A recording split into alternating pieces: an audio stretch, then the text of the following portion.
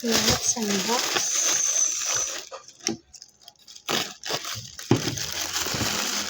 This is a power bank. It is a Tilex power bank. So, nabili natin siya during the 11/11 sale. Yes. Ito yung color na pinili ko. It's purple. So, ang description niya ay Tilex model number is XP831PD power bank na purple. Yan. Yes. And then, yung price is asan ba yung price? 384 plus shipping or free shipping na siya. And then, may mga vouchers. Yan, ito yung box. It's 10,000 mAh only. And then, 22.5 watts. So, this is the box. The actual box. Yes, if you've seen my previous vlogs, may mga product reviews ako and then unboxing with other brands. Yes, so ito siya.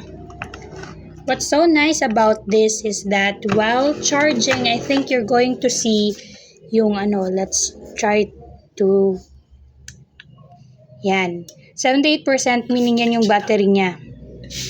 So it's digital. So mga latest model ng power bank, eto na yon. Makikita mo na kung ilang percent kasi previously hindi.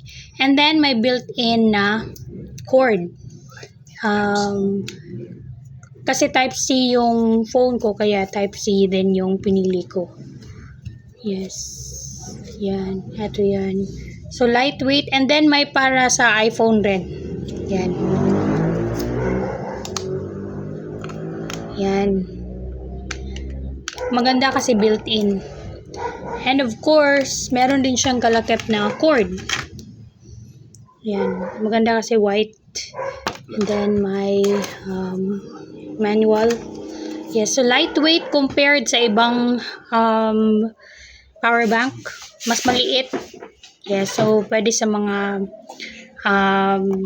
small bags. So, previous videos, meron akong, ito yung size niya. Yan. So, ganyan yung size. So, maliit talaga siya. But hindi siya masyadong flat. Yan. Yan yung, yan. Hindi masyadong flat. Pero, magaan lang. And may cord na. Yan. 22 watts. So maybe my next vlog is the product review na about this.